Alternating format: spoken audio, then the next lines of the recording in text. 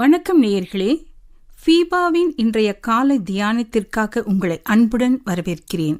ஆண்டவரும் அருமை இரட்சகருமா இருக்கிற இயேசு கிறிஸ்துவ நாமத்தினாலே இந்த போட்காஸ்ட் நிகழ்ச்சியை கேட்டு உங்களை யாவரையும் ஃபீபா வானொலி உள்ளத்தின் சார்பிலே வாழ்த்து வரவேற்றுக் கொள்கிறேன். இந்த வாரம் முழுவதும் நம் சிலுவை தரும் ஆசீர்வாதம் என்ற தலைப்பிலே தொடர்ந்து நாம் தியானித்துக் கொண்டிருக்கிறோம். நேற்று தினத்திலே மோசேயை குறித்து சில காரியங்கள் நாம் தியானித்தோம். அதை தொடர்ந்து இந்த நாளிலும் தொடர்ந்து மோசேயை குறித்து சில காரியங்களை தியானிப்பதற்கு ஆண்டவர் உதவி செய்வாராக. அதற்காக தெரிந்து கொண்ட வேத பகுதி எபிரேயர் எழுதின நிருபம் 11வது அதிகாரம் 25வது வசனம். அநித்தியமான பாவ சந்தோஷங்களை அனுபவிப்பதை பார்க்கிலும் தேவனுடைய ஜனங்களுடைய துன்பத்தை அனுபவிப்பதே தெரிந்து கொண்டு மோசே செய்த முதலாவது காரியம் உலக சிநேகத்தை வெறுத்தான். இரண்டாவது, தேவனுடைய ஜனங்களோட துன்பத்தை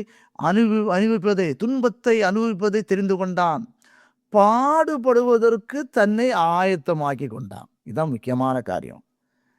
சந்தோஷம், சமாதானம், உலகத்தில் இருக்கிற சந்தோஷங்கள், சமாதானத்தை எல்லாம் சந்தோஷம் வாழ்ந்துடலாம், சந்தோஷமாக எல்லா காரியங்களும் செய்திடலாம். ஆனால் அந்த முடிவு மரண வழி. இந்த மோசே இந்த மரண வழியை தெரிந்தெடுக்கவில்லை, அவன் ஜீவன வழியை தெரிந்து கொண்டான். ஆகவே அவன் செய்த காரியம் தேவனுடைய ஜனங்களோட துன்பத்தை அனுபவிப்பதை தெரிந்து கொண்டான். அதான் முதலாவது நான் சொன்னேன், ஒன்றை இழந்தாதான் ஒன்றை பெற முடியும். அப்போ ஒன்றை இழக்காம இன்னொன்றை என்ன செய்ய முடியாது, பெற முடியாது.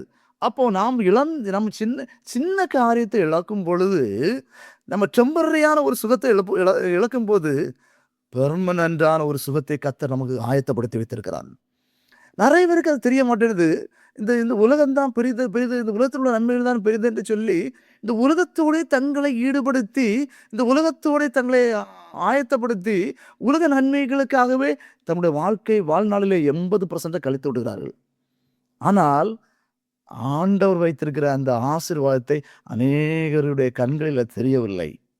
ஆனால் இந்த மோசே கண்களிலே இந்த காரியம் டெம்பரரியான காரியம், கொஞ்ச நாளுக்கு உரிய காரியம். ஆனால் இனி வரக்கூடிய காரியம் இருக்கிறது, அதுதான் பெரிய காரியம் என்பதை இந்த மோசே தெரிந்து கொண்டான். அதற்காக அவன் செய்த காரியம் சிலுவை எடுக்க முன் வந்தான். இந்த செய்தியை கேட்டுக்கொண்டு நம்மை பார்த்து ஆண்டவர் சொல்லுகிறார், நீங்களும் நானும் சிலுவை எடுப்பதற்கு ஆயத்தப்படுகிறோமோ?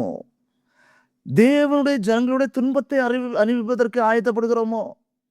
கிறிஸ்து இந்த உலகத்தில் வந்து இந்த உலக நன்மைகளை செய்து உலக ஆசீர்வாதத்தை செய்வதற்கு அவர் வரவில்லை.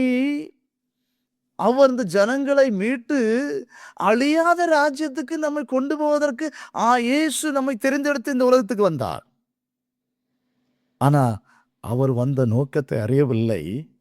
அவர் மேல் விசுவாசம் உள்ளவராய் வளரும்போது நமக்கு வைத்திருக்கிற அன்பு எவ்வளவு என்பதை நாம் அறிய முடியவில்லை. அவர் நமக்கு வைத்திருக்கிற பொக்கிஷம் என்ன என்பதை நம்ம அநேக நேரத்தில் அறிய முடியவில்லை.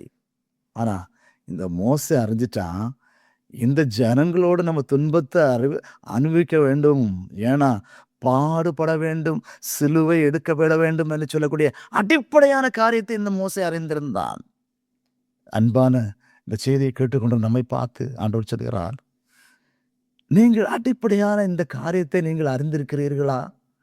மோசேயை ஆண்டவர் சும்மா கொண்டு போகவில்லை, அவன் அடிப்படையான காரியங்களை தெளிவாய் அறிந்திருந்தபடினாலே, ஆண்டவரே இந்த அநித்தியமான பாவ சந்தோஷம் எனக்கு வேண்டாம் ஆண்டவரே, எனக்கு இந்த ஜனங்களோட துன்பத்தை அனுபவிப்பதற்கு நான் என்னை தெரிந்துட்டேன், அது எனக்கு போதும், அந்த சிலுவை எனக்கு போதும், அந்த சிலுவையில் இருக்கக்கூடிய ஆசீர்வாதம் தான் எனக்கு வேணும். இந்த போட்காஸ்ட் நிகழ்ச்சியை கேட்டுக்கொண்டு நம்மை பார்த்து ஆண்டவர் சொல்லுகிற காரியம் தான், இந்த சிலுவை போதும் ஆண்டவரே.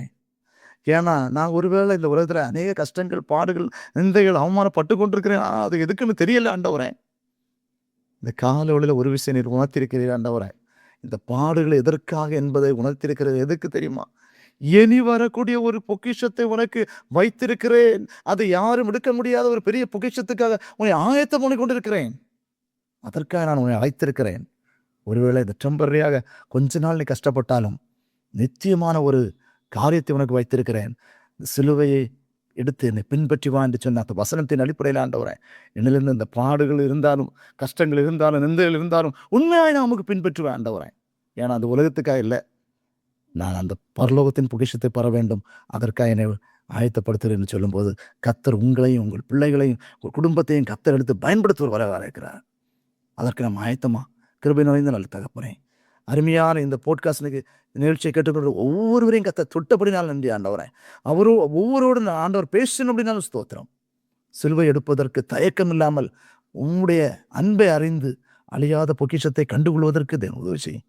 அதற்கு எங்களை ஆயத்தப்படுத்தும், பலப்படுத்தும், ஆசீர்வதியும். இயேசுவின் நாமத்தில் தாழ்வுடுகிற நல்ல பிதாவே, ஆமென். இன்றைய காலை தியானத்தில் பங்கேற்றமைக்காக நன்றி.